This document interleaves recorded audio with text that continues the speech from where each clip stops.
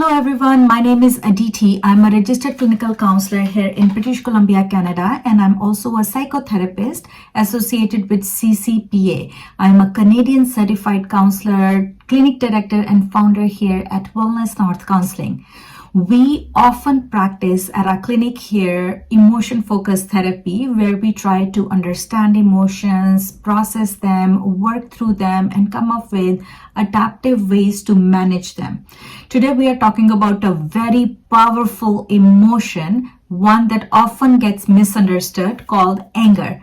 If you already haven't checked out, do check out our anger management course, where you get some solution focus based techniques to manage this emotion. But coming back to basics, what is emotion? Well, emotion is this powerful feeling that needs motion. So our emotion needs motion. Even powerful emotion like anger needs to be processed. So feeling angry is not the problem. It's what do we do with this emotion? How do you work through it? Now, if we have been conditioned to stay quiet and we feel angry about something, then it starts to take over our body in the sense that we start to feel psychosomatic symptoms.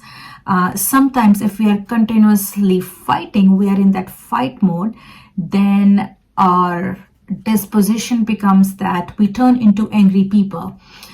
So emotion definitely needs motion, but this motion doesn't have to be maladaptive. You don't have to fight, you don't have to take a flight or avoid the triggers. You just have to recognize them. So take a moment to reflect and understand, where is this emotion coming from? What makes me angry? What are my triggers?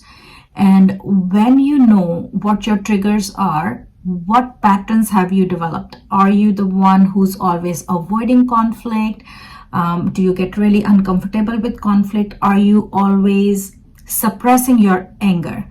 So anger needs expression, but this expression doesn't have to be towards someone, right? So if you are, say, angry with your colleagues, with your boss, with your partner, the key thing is that we need to know how to communicate with them.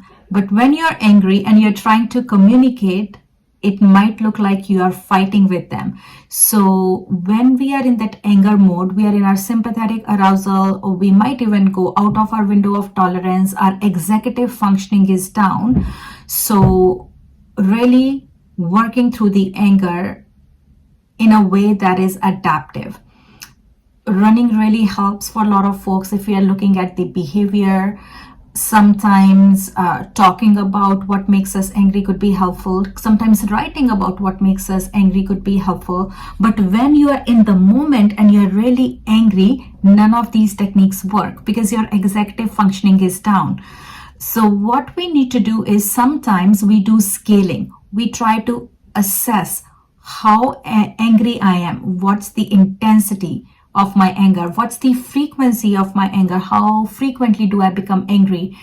And level of anger. I like starting with the level of anger. So if I'm at level 5 when I get angry, it's easy to go back to 4 or 3 or 2. And it's easy to use my adaptive coping mechanisms. For me personally, I'm a somatic practitioner. Moving my body feels really good. And if we are intensely angry, if you are at the 10, then we have to really move through that emotion in a way that is not harmful to us or the others. Mindfulness techniques, if they have been practiced long enough and well enough when you were not angry, can be implemented in the moment. But in the moment, it's very easy to be reactive, and developing response flexibility is really important. So when we look at our polyvagal theory, we are talking about 3 states: when we are in our ventral vagal, or when we are in our sympathetic mode, or when we are in our dorsal vagal. So when we are angry, we are typically in our sympathetic mode, and there is this high arousal. We really have to calm down first before we can process our anger.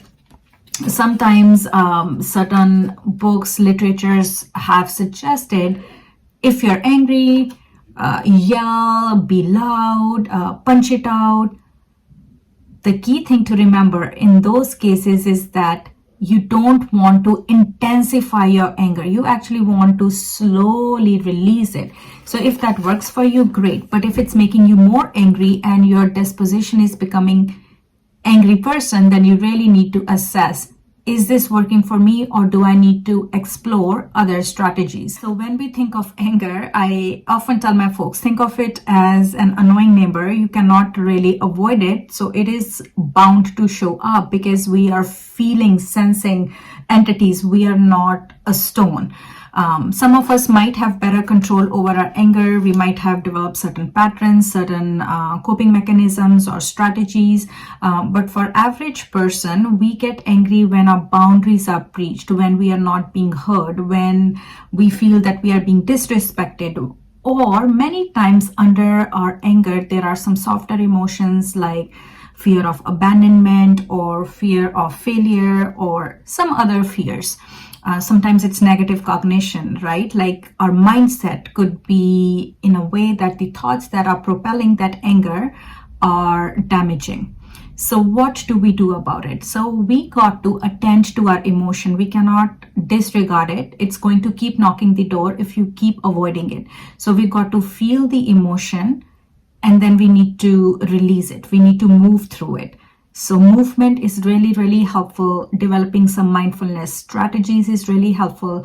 Actually, do check out my mindfulness-based tools, techniques that can really help you process this emotion. Deep breathing is really helpful. When you start to feel angry, name the emotion. We say name it to tame it. So we name the emotion. I'm feeling angry. I feel frustrated. I feel annoyed. And what do I need to do right now? So we cannot control others or their actions, but we can control ourselves. If I drink water, will that bring my anger down from 8 to 7? Do I need to step out, get some fresh air? Do I need to go for a walk? Do I need to tap into my creative energy and dance or draw? What can I do right now to bring the level, the intensity down, and then work through it? Sometimes just sleeping it off could be helpful, but if we don't address it, don't process it, then it keeps lingering around.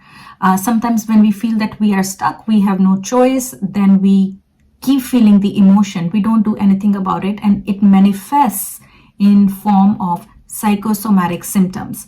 Our amygdala doesn't work properly. We are continuously in that fight or flight mode or freeze mode, typically with anger, amygdala on fire, and we perceive everything as a threat. It's like houses on fire. Amygdala needs to give you that alarm signal saying, yes, it's a dangerous situation. You got to get out of this place.